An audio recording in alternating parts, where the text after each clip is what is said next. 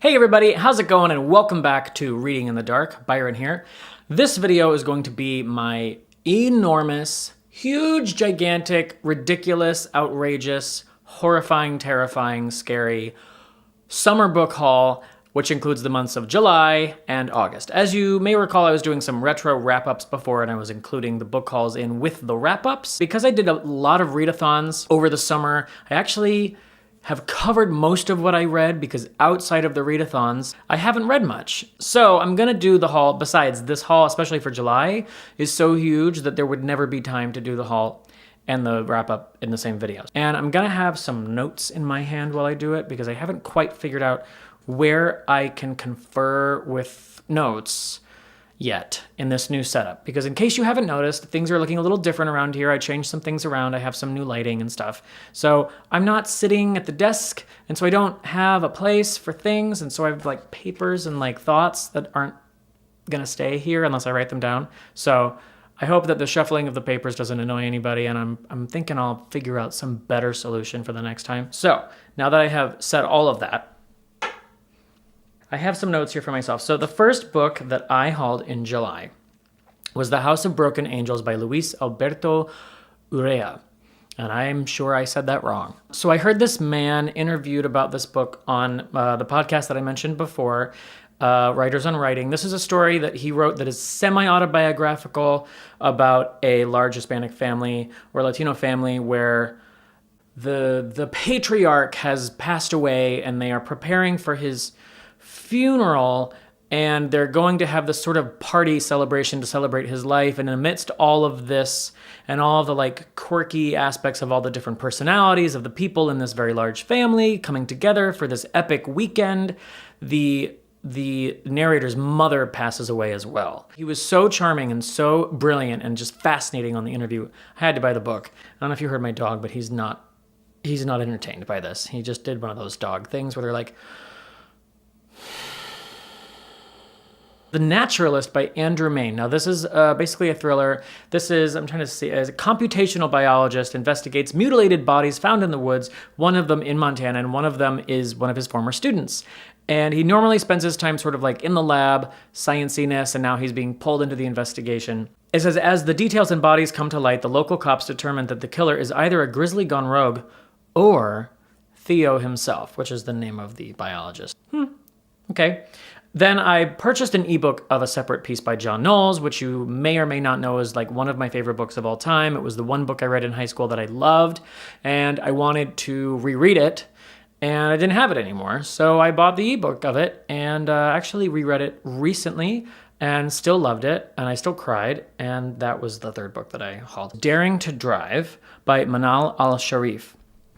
It says, the blurb I'll just read, a ferociously intimate memoir by a devout woman from a modest family in Saudi Arabia who became the unexpected leader of a courageous movement to support women's right to drive.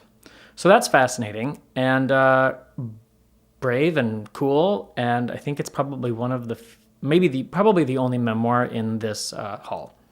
The next book I bought was The Essex Serpent by Sarah Perry. Now, okay.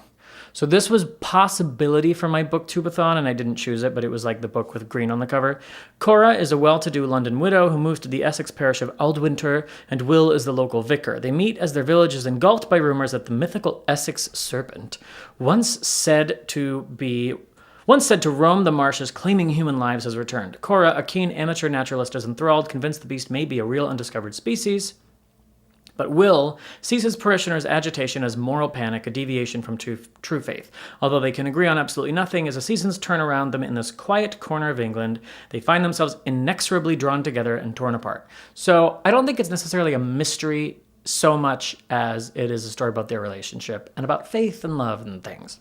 So, and it's got a really great cover, right? So, Essex Serpent.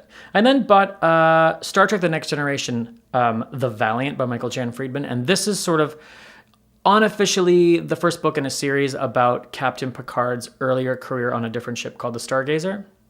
Just going to leave that at that. Slade House by David Mitchell. Slade House looks like kind of creepy, and it might be one of my October reads. I'm not sure. So basically, it's like a haunted house story.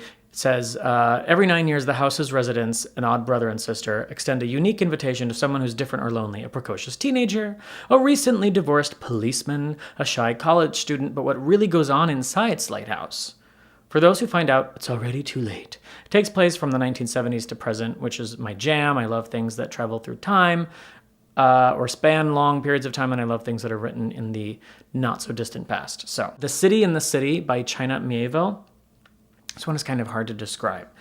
Okay, so this book takes place in, not a dystopia exactly, but it's in sort of like a fantastical world in which there are these two opposing cities that maintain no contact with one another. And there's not like a physical wall, but they just don't have contact with one another. And they hate each other. And there are nationalists who want to like wreak havoc in the other city. And then there are people who are unificationists and want the cities to rejoin again.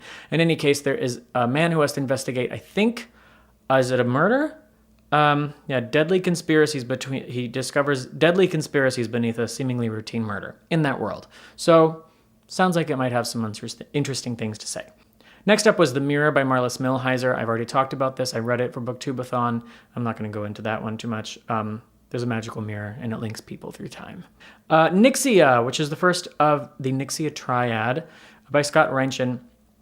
This is a book that borrows heavily from Ender's Game, but is a fun young adult science fiction adventure about kids that are competing for places on a crew to go and mine this very important substance that belongs to an alien culture that we're going to take even though they don't want us to. I didn't love this book. I think I gave it 2 stars. It was an easy read, but Nixia. Okay, so the next book was My Year of Rest and Relaxation by Ottessa Moshfegh. I actually bought this on the day that it was released. I pre-ordered it on July 10th, I think I paid for it on July 9th. And it was released the next day, and I read it immediately because I thought it would be kind of neat, actually, to read a book right when it comes out and be sort of a part of the first wave of people experiencing that book. And I bought it immediately because I loved Eileen so much, and I wanted to hear more from Ottessa Moshfegh's brain. And so I put up a review of it right away, and it actually is my most viewed video. But it was really fun to read a book that very few people had read and to have no expectations. I think it has one of the greatest covers I've ever seen. This painting existed before the book, but it's just like, it's so somehow irreverent and ridiculous to pair this painting with this story. And it's so brilliantly juxtaposed with this block hot pink writing. And I just whoever designed this cover needs to win an award. It's definitely my favorite cover of the year. I really, really love this book. I gave it 4 stars. So then I bought Airframe by Michael Crichton. Now, I read this a long time ago, but the book that I read was my dad's copy, and that's in California. So I wanted to have my own copy, and I bought an ebook of Airframe. This is about someone from the NTSB who is investigating a really, really bad major airliner plane crash. And it's Crichton, so there's lots of detail and like research that went into it. So it's really a good read. And I want to reread it soon. And I can because I bought it. Return to Night by Mary Renaud. This is sort of like a romance between a doctor and her patient. This is a woman doctor of 34 and her gifted young lover, some 10 years her junior. And it's written by Mary Renaud, who was really well known for her historical novels. And this is kind of a romance. And so, I'm sure there's a lot of beautiful writing, and I'm just fascinated that she wrote it. And so I'm really interested in reading it. The End of the World Running Club by Adrian J. Walker. When the world ends and you find yourself forsaken, every second counts. No one knows this more than Edgar Hill. Stranded on the other side of the country from his wife and children, Ed must push himself across a devastated wasteland to get back to them.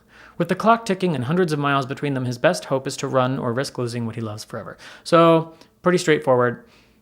Dystopia, get your family, you gotta run, literally run. I then bought a new, illustrated edition of the complete Sherlock Holmes. This includes the adventures of Sherlock Holmes, and there's like 3 big collections, and they're all in there. So, and I've read a few of those stories, and I like them, and I need to pick it up again, but I bought a new edition. The Persian Boy by Mary Renaud is book 2 in the Alexander trilogy.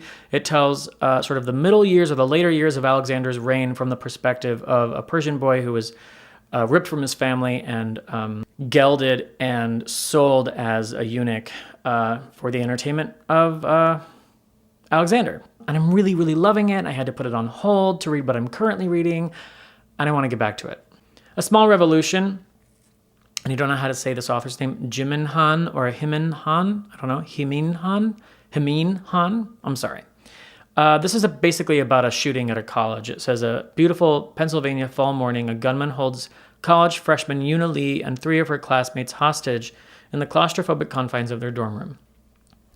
The Weight of Ink by Rachel Kadish. Set in London of the 1660s and of the early 21st century, The Weight of Ink is the interwoven tale of 2 women of remarkable intellect, Esther Velasquez, an emigrant from Amsterdam who was permitted to scribe for a blind rabbi, just before the plague hits the city, and Helen Watt, an ailing historian with a love of Jewish history. So these women are going to be linked, as one of them is sort of studying history and studying the other, and I love history, and I'm going to love this book, and it has a beautiful cover. The Wolf's Hour by Robert R. McCammon. I'm pretty sure this is about Nazis and a werewolf guy who goes back in time, maybe, to stop Nazis, or maybe it's not time travel, but in any case, it's like richly historical, but he's also a werewolf and Nazis.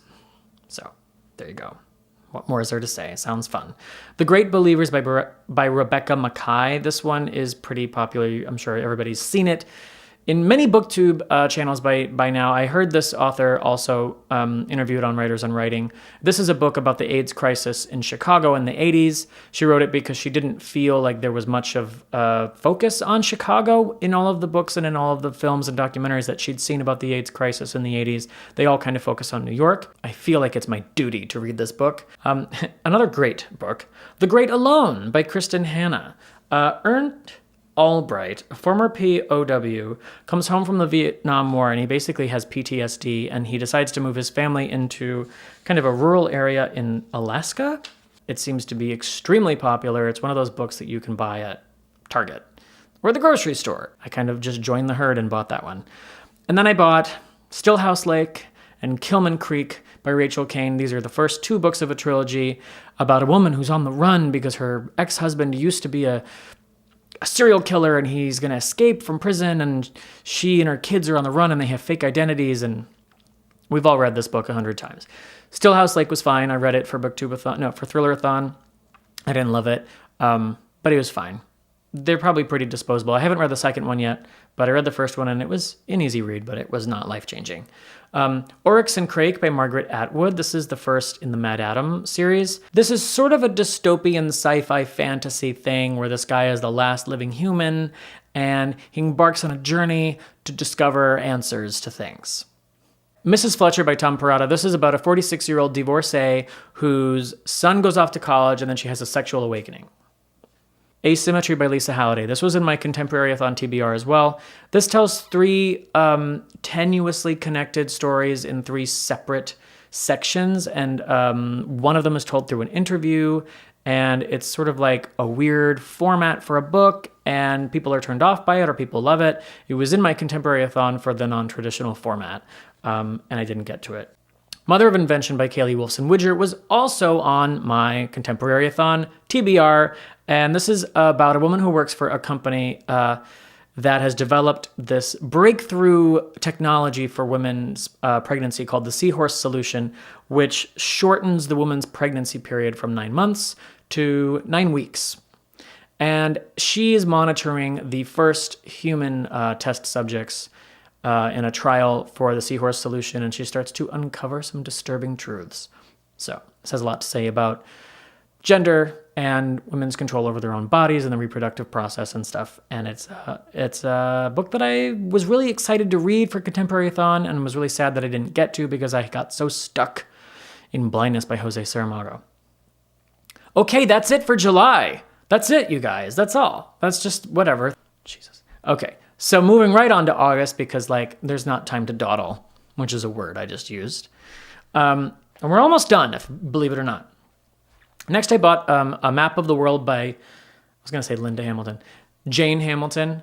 This is a book about a woman who's very outspoken, and even when she is right, she's sort of tactless and graceless about it. So this is basically about two women who are good friends, and one of them, the outspoken one, is watching her friend's two children in addition to her own kids, and she steals a moment alone, which turns into 10 minutes alone, and while she's not with the kids, her friend's daughter drowns on her property. All of the things that happen as a result of that, and the spiraling and the friendship and motherhood and grief and, and the fact that even in light of that, this woman just doesn't know how to be any way other than how she is. It was made into a movie starring Sigourney Weaver and Julianne Moore. And I love the movie, and when I realized it was based on a book, I thought, well, I need to buy the book.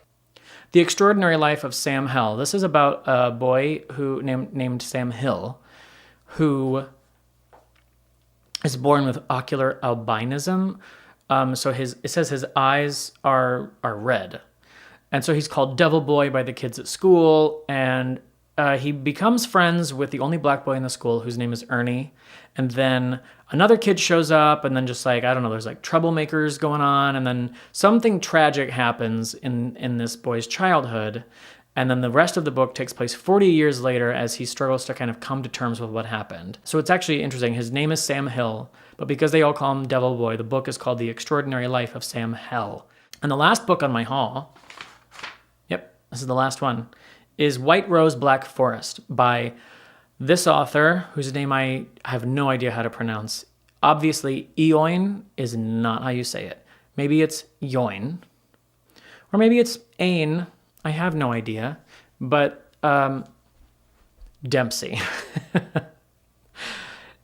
Eoin Dempsey, we'll say. Okay, sure, great. Set in December 1943, in the years before the rise of Hitler, German dissenter Franka Gerber is alone and hopeless until she discovers an unconscious airman lying in the snow. And I read the first chapter of this as a sample, and I was absolutely blown away and intrigued, and so I bought it. So we made it. That's it. That is my haul for July and August. I finally got that sort of out of the way. It was definitely belated. If you made it this far, please like this video. If you made it this far, you must have liked it. So please hit that like button and consider subscribing to my channel if you love this video.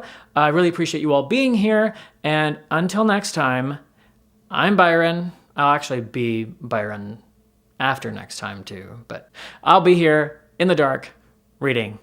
Bye guys.